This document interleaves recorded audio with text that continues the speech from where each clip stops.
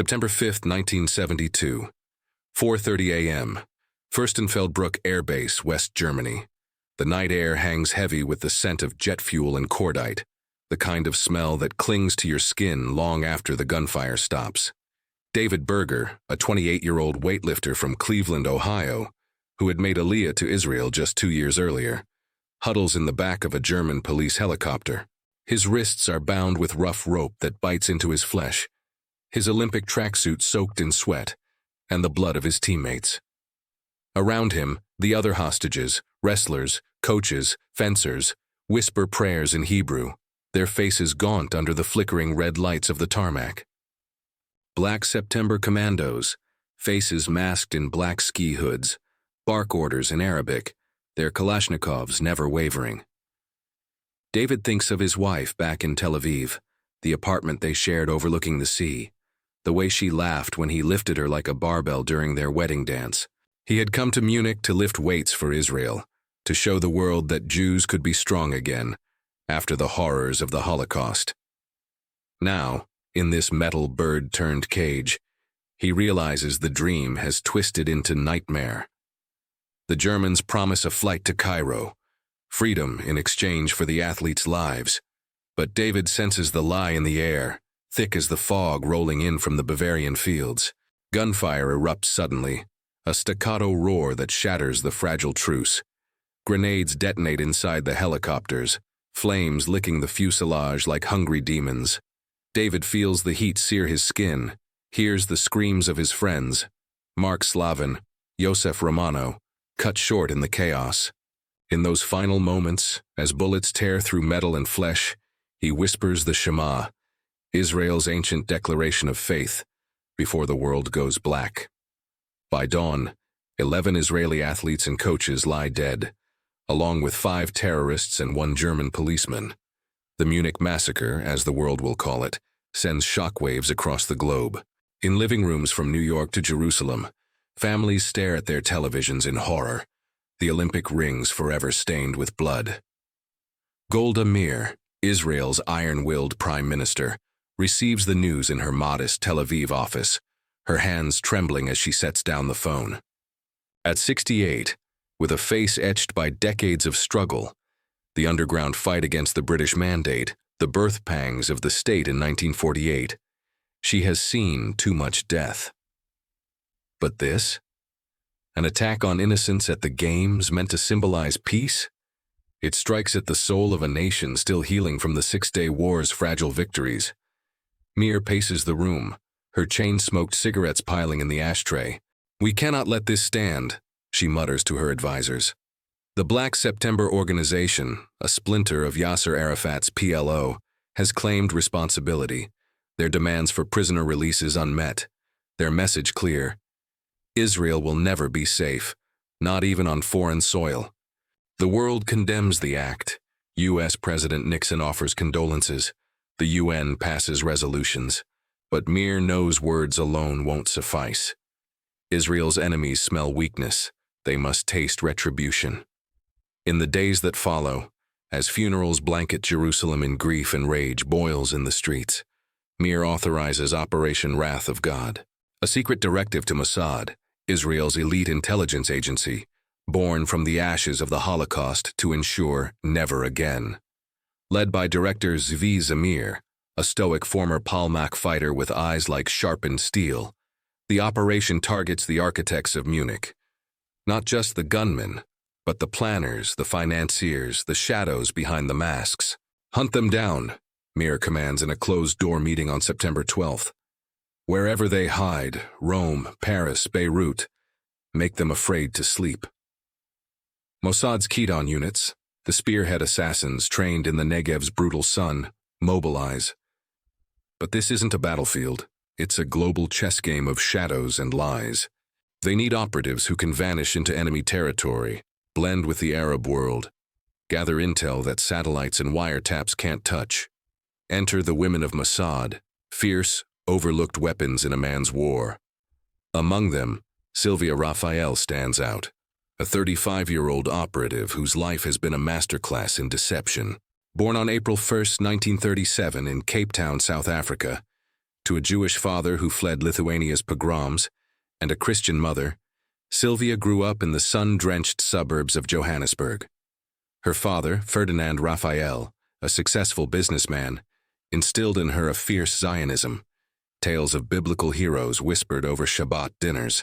But it was the Holocaust's shadow, newsreels of Auschwitz, the loss of distant relatives, that ignited her fire.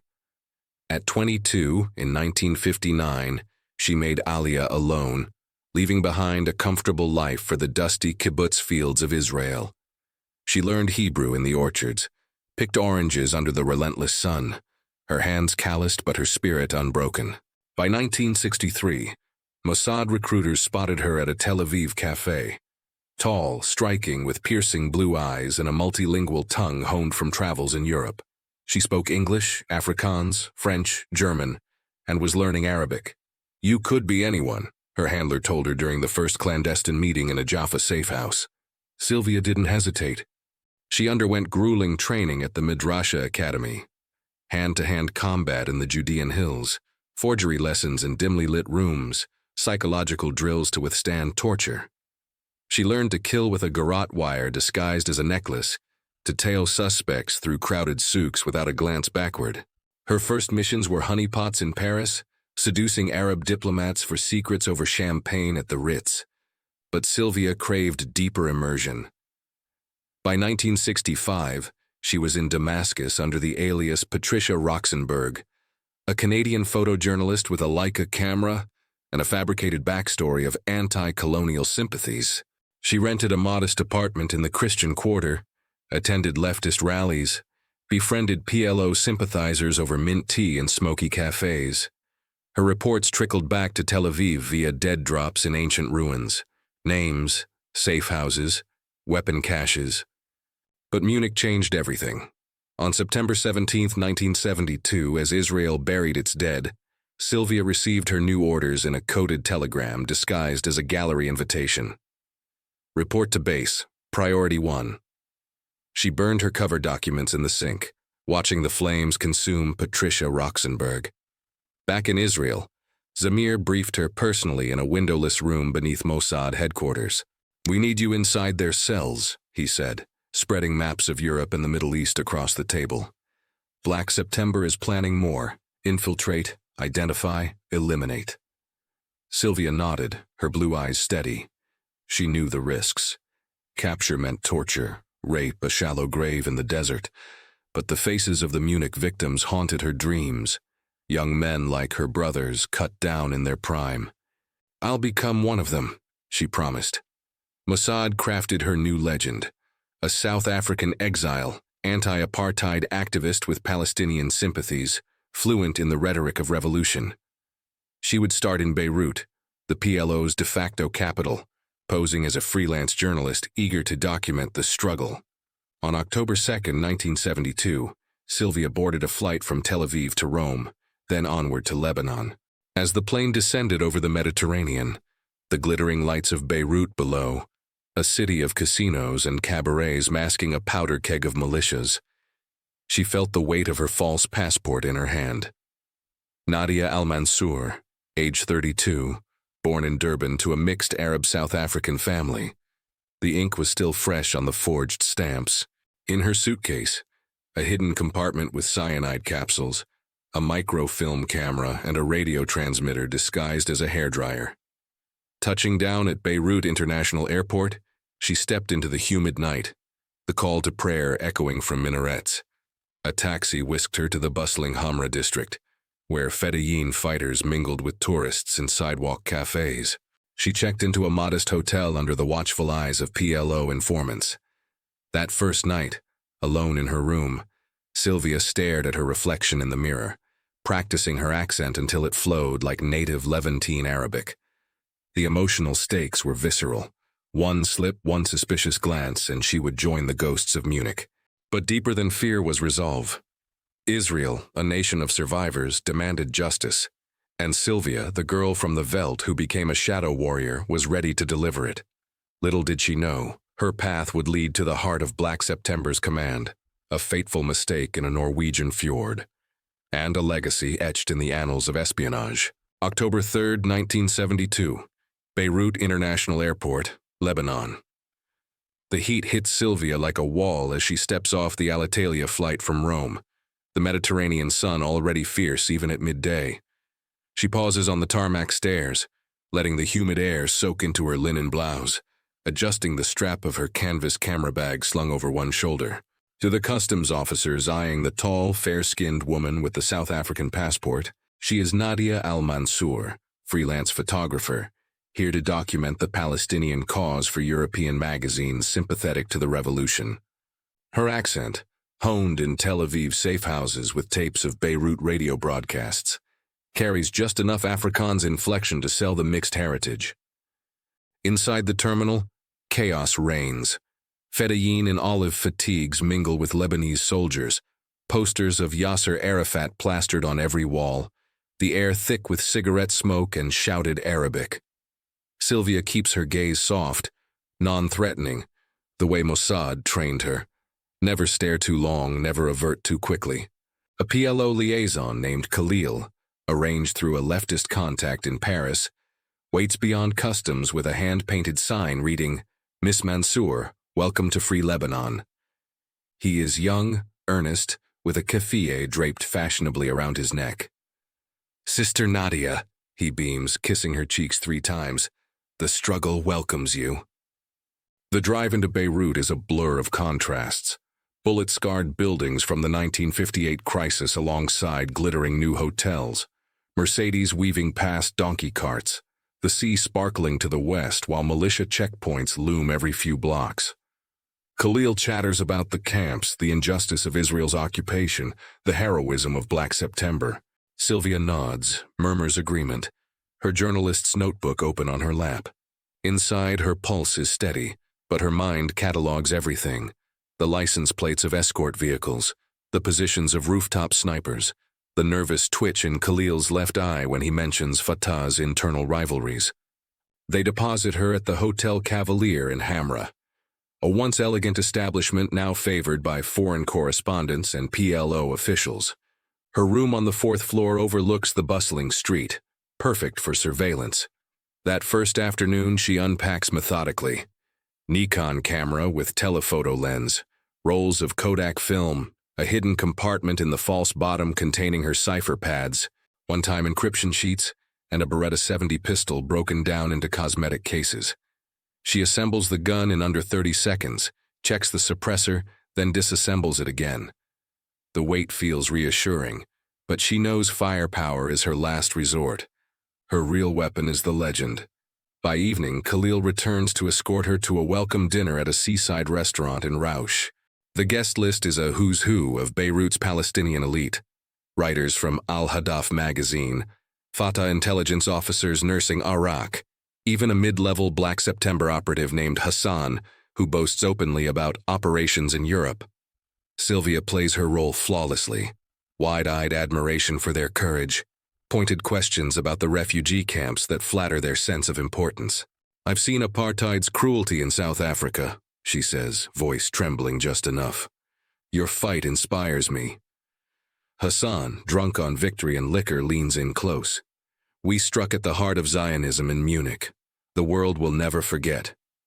The words land like a punch to Sylvia's gut. She forces a smile, raises her glass and toast. Inside, the faces of the Munich athletes flash. David Berger's gentle eyes, Josef Gutfreund's defiant stand against the intruders. She excuses herself to the ladies' room, splashes cold water on her face, breathes deep. One wrong flicker of rage, and the cover collapses. Back at the table, she steers conversation to logistics. How do fighters move to Europe? Who handles passports? Hassan drops names carelessly. Ali Hassan Salameh, the elusive Red Prince, Black September's operations chief, rumored to be in Beirut planning the next wave. Over the following weeks, Sylvia embeds deeper. She photographs the shattered streets of the Burj El Barajneh camp, children playing amid rubble, mothers recounting lost homes in Haifa and Jaffa. The images are real, sent via diplomatic pouch to Tel Aviv for propaganda use. But her true focus is the shadows, tailing Khalil to clandestine meetings in the Corniche cafes, dead dropping film canisters under park benches for Mossad couriers, posing as UN workers. Her reports paint a chilling picture. Black September is reorganizing, recruiting European leftists, planning attacks on El Al flights and Jewish institutions abroad. By November, she has earned enough trust to be invited to a private gathering in a Fatah safehouse apartment overlooking the sea. The host is none other than Ali Hassan Salameh himself, charismatic, impeccably dressed in Western suits, with a playboy reputation that masks his ruthlessness. At 32, he is the son-in-law of a senior PLO leader, educated in Cairo and Germany, fluent in multiple languages. Women flock to him, men fear him. Sylvia meets his gaze across the room, feels the predatory assessment. He approaches, offers a cigarette. "Miss Mansour, your photographs move the soul. Perhaps you would join me for coffee tomorrow. I can show you places the tourists never see." Her pulse spikes. This is the breakthrough. Salameh is Wrath of God's primary target, the mastermind who approved Munich's operational details. One evening with him could yield locations, networks, the entire command structure. But acceptance means crossing a line. Intimacy with the enemy. The moral abyss Mossad agents are trained to navigate but never escape unchanged. She thinks of Golda Meir's words relayed through Zamir. "Do whatever it takes, but come home alive." "I would be honored," she replies, voice steady, eyes demure. The coffee date turns into dinners, drives along the coast in Salameh's red Mercedes, conversations that stretch into the night. He speaks of his vision, a secular Palestine, alliances with European radicals, the inevitability of Israel's collapse. Sylvia listens, probes gently, storing every detail. Safe houses in the southern suburbs, arms caches in Tyre, European bank accounts funding operations. She transmits fragments via burst radio from rooftop antennas, knowing each message risks interception by Lebanese intelligence or rival factions. But closeness breeds danger. Salameh's bodyguards watch her constantly. One evening in December, as they stroll the Pigeon Rocks promenade, he suddenly asks, "Why does a South African care so deeply for our cause, Nadia?" The question hangs like a noose. She spins a story of childhood friends lost to apartheid violence, eyes welling convincingly. He buys it, for now. But doubt has been planted. As Christmas approaches, Beirut's Christian quarters sparkle with lights while the Palestinian camps simmer with tension. Sylvia receives an urgent cipher from Tel Aviv. A Black September cell is preparing an attack on an Israeli target in Europe over the holidays. They need names, dates, routes. The pressure mounts. She pushes harder with Salameh, feigning romantic interest, allowing kisses that taste like betrayal. The human cost gnaws at her. Nights alone in the hotel, staring at the ceiling, questioning how much of herself she can sacrifice before there's nothing left. Then, on December 28, 1972, everything shifts. Salameh invites her to a New Year's party at a villa in the hills, promising important friends from Europe. Among the guests, she spots a man whose photograph she memorized in training. Wadi Haddad, the PFLP mastermind coordinating with Black September. The intel potential is enormous, but attending means stepping deeper into the lion's den, surrounded by armed men who kill for suspicion alone. As she dresses that night, applying makeup in the mirror with hands that finally tremble, Sylvia knows the infiltration is reaching its breaking point. One more move, one more revelation, and the hunter becomes the hunted. December 31st, 1972, Ain El Mraiseh, Beirut Hills. The villa clings to the hillside like a white jewel against the dark Mediterranean, its windows glowing warm against the winter chill. Music drifts down the winding road, Fairuz's haunting voice mixed with Western jazz, laughter spilling out onto the terrace where fairy lights twinkle like captured stars. Sylvia arrives in the back of Salameh's Mercedes, the leather seat still holding the heat of the day. She wears a simple black cocktail dress borrowed from a sympathetic Lebanese journalist, her hair swept up to expose the curve of her neck, a calculated vulnerability. In her clutch, Lipstick, cigarettes, and a micro recorder no larger than a matchbox, its tape already spinning. Salame greets her at the door himself, impeccably tailored in a midnight blue suit, his cologne a sharp note of oud and citrus. "Nadia, Habibti," he murmurs, kissing her hand with theatrical gallantry. His eyes linger, possessive, pleased. She smiles back, the expression practiced 1,000 times in mirrors from Tel Aviv to Paris, letting just enough warmth reach her eyes to keep him hooked. Inside, the party is in full swing, 30 or 40 guests, a mix of PLO officials, European radicals, and beautiful women who orbit the power like moths. Champagne flows freely. Hashish smoke curls in the corners. Wadi Haddad is already there, unmistakable from the surveillance photographs. Short, stocky, with thick glasses and a perpetual scowl, nursing a glass of Arak in the salon. He is the operational genius behind airline hijackings, the man who trained Carlos the Jackal and coordinated with Black September on European soil. Sylvia's briefing file marks him as secondary only to Salama himself. Seeing him in the flesh sends a jolt through her, equal parts adrenaline and revulsion. She maneuvers closer, accepting a flute of champagne from a waiter, positioning herself near the fireplace where Haddad holds court with 2 younger operatives. The conversation is careless, fueled by alcohol and the illusion of safety in Beirut's chaos. Haddad complains about amateurs in Munich who nearly botched the job, boasts of upcoming operations, a bombing in London, an attack on an El Al office in Amsterdam. Sylvia laughs at the right moments, asks innocent questions that draw out details, dates, routes, the name of a Dutch contact who arranges safe houses. She commits every word to memory, the recorder capturing fragments when she leans in to light a cigarette. Salame watches from across the room, amused by her interest in politics. Later, he pulls her onto the terrace, the city lights sprawling below them like scattered diamonds. The sea breeze carries salt and distant gunfire from the southern suburbs. "You ask many questions tonight," he says softly, fingers tracing her arm. "A woman should enjoy the party, not think of war." She turns into him, letting her body language speak of surrender while her mind races. "I want to understand your world, Ali. It's why I came here." He kisses her then, deeply, possessively, and she responds just enough to keep the illusion alive. In that moment on the terrace, with the music swelling inside and the thread of discovery hanging like smoke, Sylvia feels the full weight of her isolation. No backup, no extraction plan. Only the thin thread of her cover separating her from a bullet in the back of the head. As midnight approaches, fireworks erupt over the harbor, the crowd cheering the new year. Salame raises a toast to victory in 1973, and Sylvia clinks glasses with men who would kill her without hesitation if they knew her true name. She excuses herself early, claiming a headache from the champagne, and Salame, ever the gentleman playboy, arranges his driver to take her back to the hotel. In the car, alone at last, she allows herself one controlled exhale, her hands clenched in her lap to stop the shaking.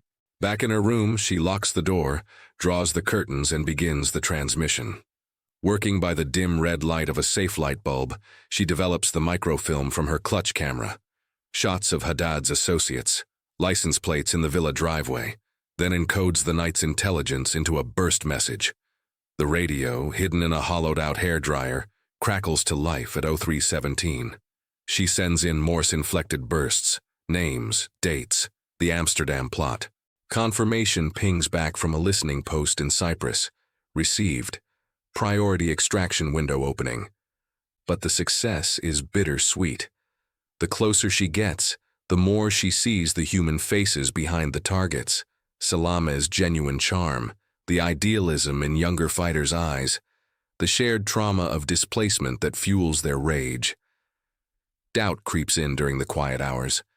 Is she avenging Munich, or simply perpetuating the cycle? She pushes it down, remembering the bound athletes in the helicopter, the grenades, the screams. January 8, 1973 brings the first crack in the facade. Salame invites her to a private lunch at his apartment in Verdun, a rare glimpse into his personal life. The place is luxurious, Persian rugs, framed photos of his wedding to Lebanese beauty queen Georgina Risk, bodyguards discreetly posted outside.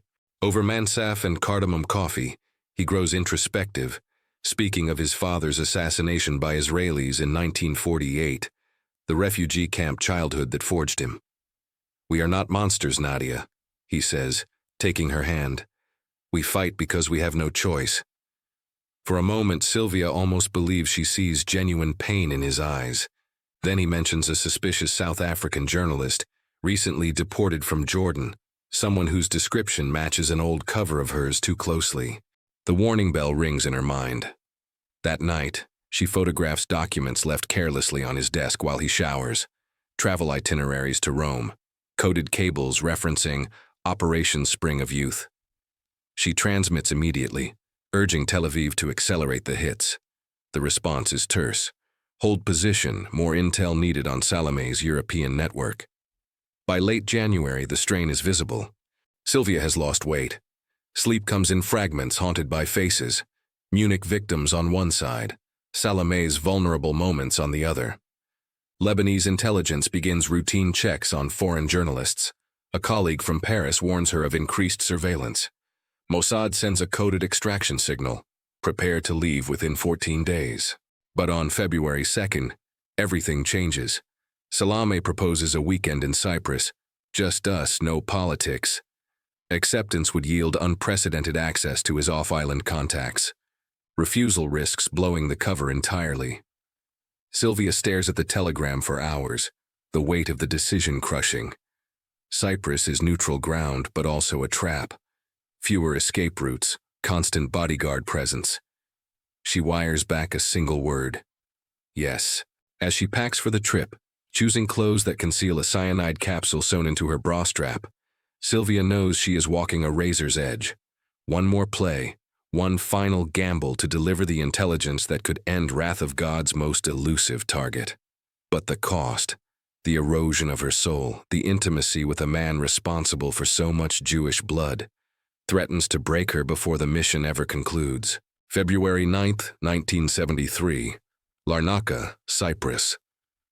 The island air is softer than Beirut's, laced with orange blossom and salt as Sylvia steps off the ferry from Beirut port. She travels light, one suitcase, her camera bag, and the weight of secrets pressing against her ribs. Salome is already waiting in a rented white Porsche, leaning against the door with that easy smile that has disarmed so many. He kisses her openly on the dock, his hand possessive at the small of her back, unaware that a Mossad spotter in a rented Fiat across the street photographs the moment for confirmation. They drive west along the coast to a secluded villa outside Limassol, rented under one of Salome's many aliases. The house is modern, all glass and white stone, with a private pool overlooking the sea. Bodyguards patrol the perimeter, but inside it's just the two of them. Cook and housekeeper dismissed for privacy. Salome plays the perfect host, chilled retsina on the terrace at sunset, fresh octopus grilled over charcoal. Fairuz records spinning on the hi-fi. He talks more freely here, away from Beirut's watchful eyes. Over dinner, he sketches future plans on a napkin. Attacks on Israeli embassies in Scandinavia, a hijacking in Athens, the recruitment of Red Army faction members in Germany. Sylvia memorizes every line, every name, laughing at his jokes while her mind files it all away. That night, as the waves crash below the villa, he leads her to the bedroom. She has prepared for this, psychologically drilled in Tel Aviv to separate body from soul, to endure intimacy with a target if it yields intelligence. But preparation is not the same as reality. His touch is gentle at first, almost tender, and for a fleeting moment she glimpses the man beneath the terrorist, the boy displaced from Jaffa, the charismatic leader who believes his cause is just. The conflict tears at her. She responds enough to maintain the illusion, but when it's over, she lies awake beside him, staring at the ceiling fan, fighting silent tears. How many pieces of herself can she give away before there's nothing left to bring home? The next morning, while Salome swims laps in the pool, she slips into his study. The door is unlocked. Overconfidence or trust in her. She photographs documents quickly. Swiss bank transfers, a coded address book, flight itineraries to Paris and Rome. One page lists safe house locations in Norway, Lillehammer, a quiet town in the fjords. The implications hit her like ice water. Black September is expanding north, planning something big. She transmits that evening from a public phone booth in Limassol, posing as a tourist calling home. The burst message is short. Salame confirmed in Cyprus, European network details attached via dead drop tomorrow. Tel Aviv's reply is immediate and urgent. Extract immediately after drop. Target relocation to Europe imminent. Wrath of God teams mobilizing. But extraction is never simple.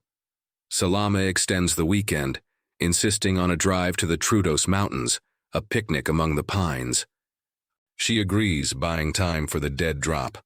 A film canister left under a specific rock at Aphrodite's beach. A Mossad yacht crewed as fishermen will retrieve it at dawn. The picnic is almost idyllic. Bread, cheese, wine under cedar trees. Salame speaks of marriage one day, children, a life beyond the fight. You could stay with me, Nadia. Leave the photography, the danger. His words are sincere, and for a heartbeat Sylvia imagines it. An alternate life where she isn't lying with every breath. Then she remembers Munich, the bound athletes, the burning helicopters, and the moment passes. That night, back at the villa, the tension breaks. Salame receives a phone call, urgent in code. His demeanor shifts instantly, the lover replaced by the commander. We leave tomorrow, he says curtly. Back to Beirut, then Europe. She probes gently. He reveals only that the Norwegian operation needs personal oversight. The Lillehammer reference again. Sylvia's blood runs cold. This is the next Munich-scale attack, she's certain. She makes her move at 02 Zaur, while he sleeps deeply after wine. Slipping from the bed, she dresses silently, retrieves her emergency extraction beacon, a one-time radio hidden in a tampon case, and activates it from the bathroom window. The signal pings a Mossad listening post on a freighter off the coast. Agent requests immediate exfil. Dawn brings chaos. Salame wakes early, agitated from the call. He insists on driving her to Larnaca himself for the ferry. En route, he grows quiet, watchful. At a traffic light in Limassol, he suddenly asks, "Who are you really, Nadia?" The question is casual, but his eyes are steel. Her heart hammers, but her voice stays light. "What do you mean, Habibi? I'm the woman who can't get enough of you." He laughs, but it doesn't reach his eyes. At the port, he kisses her goodbye longer than necessary, his hand lingering on her neck as if feeling for a pulse that might betray her. As the ferry pulls away, Sylvia stands at the rail, watching his figure shrink on the dock. Relief floods her. He bought the farewell. But then she sees him reach for his phone, speaking rapidly to someone out of sight. The ferry reaches Beirut by evening. Sylvia checks into a different hotel, burns the Nadia wardrobe piece by piece in the bathtub, and awaits extraction. Mossad's plan, a fishing boat pickup at Tyre in 48 hours. But the Lillehammer intel can't wait. She risks one final transmission from a cafe rooftop, detailing Salame's Norway plans. The response from Tel Aviv is electric, confirmed. Kaidan teams already en route to Europe. Your intel has green-lit immediate action on multiple targets. Extract in 24 hours. New route via Turkey. As she packs for the final time, destroying every trace of Nadia Al-Mansour, Sylvia allows herself a moment of quiet triumph. She has delivered the heart of Black September's European network. The names, the banks, the safe houses that will guide Wrath of God for years. Salame will live to fight another day, but his organization is mortally wounded. Yet victory tastes bitter. In the mirror, she sees a woman older than her 35 years, eyes hollowed by the intimacy she endured, the lies she lived. She has infiltrated deeper than any agent before her, come closer to the Red Prince than anyone thought possible. But the cost, the erosion of trust in human connection, the nightmares that will follow, will shadow her forever. As night falls over Beirut, distant artillery rumbles from the camps. Sylvia slips out the back entrance, melting into the crowded streets one last time. Extraction is hours away. freedom within reach. But in the shadows of European cities, Kaidan teams are already moving, guided by the intelligence she bled for. And in Lillehammer, Norway, a tragic mistake is waiting to unfold, one that will haunt Mossad and Sylvia herself for the rest of her life. February 15, 1973, Tyre, southern Lebanon. The fishing boat rocks gently against the ancient pier, its hull scarred by decades of Mediterranean storms. Sylvia stands on the deck, wrapped in a borrowed fisherman's coat that smells of salt and diesel, her hair hidden under a wool cap. The extraction team, 3 silent men from Mossad's naval unit, help her aboard without a word. As the engine coughs to life and they slip into the black water, heading south toward Israeli waters, she finally allows her shoulders to slump. The lights of Tyre fade behind her, taking with them the echoes of Beirut's chaos. Salame's voice, the weight of Nadia al-Mansour. The voyage is quiet, the sea calm under a sliver of moon. One of the crew offers her coffee from a thermos. She accepts, the hot liquid burning her throat in a way that feels grounding, real. For the first time in months, she doesn't have to pretend, but the relief is fleeting. Her mind replays the Cyprus weekend, the documents, the near miss at the port. She knows her intel has already reached Tel Aviv, fueling Kaidan teams across Europe. Salame is marked, his network exposed. Wrath of God will accelerate now. More hits, more shadows closing in. Dawn breaks as they rendezvous with a naval corvette off Haifa. Stepping onto Israeli soil feels surreal, the familiar scent of pine and eucalyptus mixing with sea air. A car waits on the dock, driven by a handler she recognizes from training days. No ceremony, no welcome home parade, just a nod and a quiet drive to a safe house in the Carmel Hills. There, over strong Turkish coffee and fresh pita, she debriefs for hours. Every conversation with Salama, every name overheard, every safe house sketched from memory. The officers listen intently, faces grim. "You got closer than anyone," one says finally. "This will save lives." But Sylvia hears the unspoken. The hunt continues. Salame lives, plotting from Beirut, and the pressure from Golda Meir's office is unrelenting. By spring, Mossad pieces together fragments from her reports and other sources. Salame spotted in Scandinavia, coordinating with European cells. A hastily assembled team deploys to Norway, Lillehammer, a sleepy resort town where the target is reportedly hiding. Sylvia is pulled in for surveillance support. She arrives in Oslo under a new cover, a Canadian tourist named Patricia Roxborough, echoing her old Paris legend. The team is large, 15 operatives more than usual, rushed by the urgency to strike before Salame slips away again. She meets them in rented apartments, notes the tensions immediately. Mismatched covers, poor coordination, local police already curious about the influx of foreigners. July 20th, 1973. Lillehammer, Norway.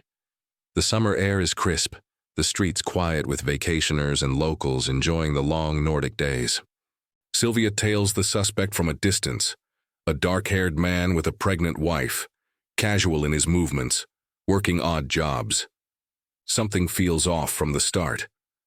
Salame, the Red Prince, is paranoid, always scanning for threats, surrounded by bodyguards. This man walks openly, swims at the public pool without caution, chats freely with strangers. She voices her doubts in team meetings. He's too relaxed, no vigilance, it doesn't fit. Others share the unease, but headquarters pushes forward. Intelligence confirms the match. Pressure mounts to act. On July 21st, as the couple returns from a cinema, walking home along a quiet street, the order comes. Sylvia is on surveillance, watching from a parked car as 2 shooters approach. The shots ring out, 13 in total. The man crumpling to the pavement, his wife screaming in horror. The team scatters, but panic sets in. Rental cars abandoned, safe houses compromised. Norwegian police, efficient and thorough, close in fast. Sylvia is arrested 2 days later in Oslo along with 5 others. In the interrogation room, cold and fluorescent lit, she maintains her cover at first. Patricia Roxborough, innocent tourist. But evidence mounts, fingerprints on rental agreements, witness descriptions. The victim is identified as Ahmed Bouchiki, a Moroccan waiter, brother to musician Chico Bouchiki. Completely innocent. No ties to terrorism. The realization hits like a physical blow. An innocent man dead, his pregnant wife widowed, all because of flawed intelligence and rushed execution. The trial in early 1974 becomes a media circus. Norway, peaceful and principled, recoils from the violation on its soil. Sylvia, defended by sharp Norwegian lawyer Aeneas Schjert, receives a 5-12-year sentence for complicity in murder, the lightest among the group, perhaps due to her gender or perceived lesser role. In prison, the isolation is profound. She writes letters to friends reflecting on the break inside her. Something in me shattered after Lillehammer. The certainty is gone. Aeneas visits often, their conversations deepening beyond legal strategy. He sees the woman behind the spy, the intelligence, the pain, the unwavering loyalty to a cause greater than herself. Love grows quietly amid the bars and guards. Released early in May 1975 after 22 months, health concerns cited, though whispers of diplomatic deals swirl, she is deported but soon returns on a residence permit. The Lillehammer affair scars Mossad deeply. Operations paused, methods scrutinized, reputations tarnished. Sylvia never returns to active duty. She declines offers of desk roles, the trust eroded. Instead, she builds a life with Aeneas in Norway, quiet, ordinary, a stark contrast to the shadows she once inhabited. They marry, settle into routine, though the past lingers in nightmares and unspoken regrets. Years pass. Salame meets his end in 1979, a car bomb in Beirut finally claimed by Wrath of God. Sylvia reads the news quietly, mixed emotions stirring. In 1992, she and Aeneas moved to South Africa, her birthplace, seeking sun and closure. But cancer comes in her later years, relentless. On February 9, 2005, at 67, Sylvia Rafael dies in Pretoria, surrounded by family, her secrets mostly intact. Her legacy endures in Mossad lore, not as the flawless assassin, but as the agent who penetrated deepest, paid the highest personal price, and reminded the agency of espionage's fragile humanity.